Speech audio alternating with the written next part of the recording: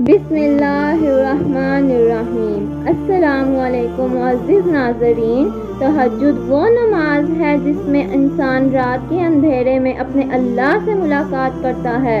وہ نیند سے بیدار ہو کر اپنے رب کے آگے جھکتا ہے، مگر ضروری نہیں کوئی تہجد پڑھتا تو محبوب کی محبت ہی مانگتا ہو، کیونکہ وہ جو اللہ ہے نا، اس کی محبت میں بڑا سکون ہے۔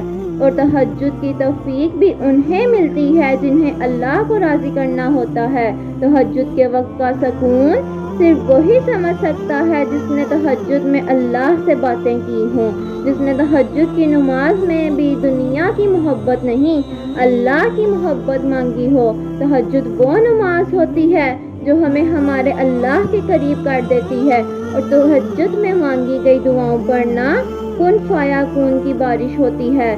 جب بندہ گر گرا کر اپنے رب سے دعا کرتا ہے، تب اللہ بھی دعاؤں پر کن کہہ دیتا ہے۔